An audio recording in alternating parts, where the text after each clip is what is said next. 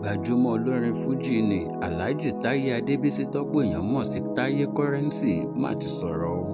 Ó ní Wàsíù Àlàbí Pasuma ní ọ̀gá òun, kódà bàbá òun ló jẹ́. Ó ní bó tilẹ̀ jẹ́ pé òun ò kọ́ iṣẹ́ orin lọ́dọ̀ Pasuma, síbẹ̀ ìfẹ́ tóun ní sí lòun fi gbà fún un gẹ́gẹ́ bí ọ̀gá òun. Táyé Currency ló sọ̀rọ̀ yìí nínú ìfọ̀rọ̀wérọ̀ tó ṣe láìpẹ́ yìí pẹ̀lú iléeṣẹ́ akéde àríyá, níbi tó ti ṣàlàyé bóun àti Pasuma ṣe pàdé ní nǹkan bí 30 ọdún sẹ́yìn. Ó lóun kò ní aáwọ̀ tàbí fàákàjà pẹ̀lú Pasuma rí bí kò ṣe pé èdè àìyedè ló fẹ́ wáyé láàrin wọn. Bẹ́ẹ̀ ò bá gbàgbé, láìpẹ́ yìí ní Táyé Currency lọ bá Pasuma ní Saudi níbi tó ti dọ̀bálẹ̀ tó ti bẹ̀rẹ̀ sí ní bẹ̀bẹ̀ wípé kó jọ̀ọ́ kó dáríjì òun, kó mú òun, kó fa òun mọ́ra. Ó ní bí a bá fọwọ́ ọ̀tún bá ọmọ wí, a fi tòsì fà á mọ́ra ni. Pasuma náà sì sọ, ó lóun ti dáríjì, ó lóun ti foríjì pátápátá.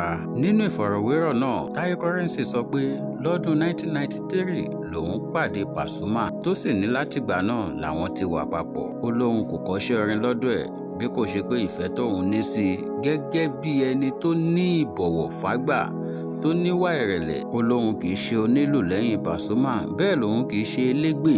Ó ní Pasuma wà lẹ́kọ̀ọ́, òun wà nìbàdàn. Fún ìdí èyí, kò sí nǹkan tó fẹ́ fa aáwọ̀ láàrin àwọn méjèèjì. Ó jẹ́ kó di mímọ̀ pé ohun tó fa fàákàjà láàrin àwọn láìpẹ́ yìí, òun ni ti àwọn olólùfẹ́ wọn tí wọ́n fẹ́ dá awuyewuye sílẹ̀ láàrin àwọn. Bẹ́ẹ̀ ló tún jẹ́ kó di mímọ̀ pé Òbésèré tó ti wá di olórí àwọn nídìí iṣẹ́ Fújì báyìí, ẹ̀gbọ́n òun ni. Bẹ́ẹ̀ Saheed Òṣùpá kì í ṣe ẹ̀gbọ́n òun, bẹ́ẹ̀ ni kì í ṣe ọ̀gá òun bí kò ṣe pé òǹkọrin làwọn méjèèjì. Gbogbo ọdún ṣẹlẹ̀ ìjẹta yẹn, gbogbo àwọn bọ́mísọ̀rọ̀ tó ní ìpínlẹ̀ yíyọ̀ náà ní ẹgbẹ̀rún mọ̀ pé Currency ọmọ Pasuma so àlàyé má bì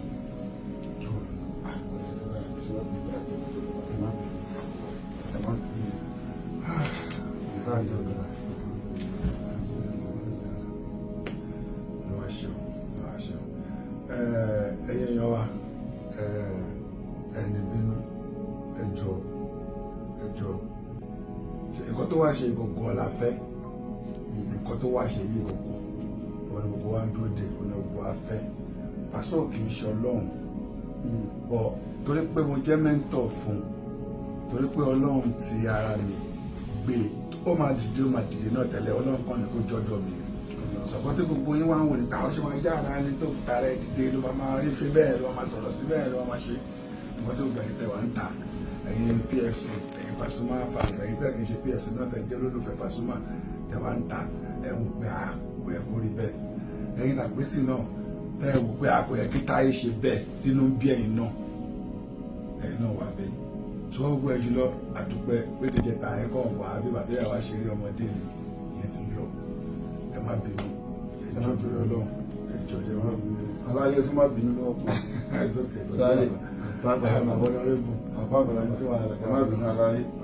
Ṣẹlẹ̀ ti gbọ́ o, kò sí nǹkan kan mọ́ o, ilé Ọlọ́run la wà o. Ẹ jẹ́ kọ́ ní Kàbá o, Kàbá la wà, ẹ jẹ́ wá fi sún Kàbá. Kí Ọlọ́run ọba ìyá ìjọba sí pọ̀ ọba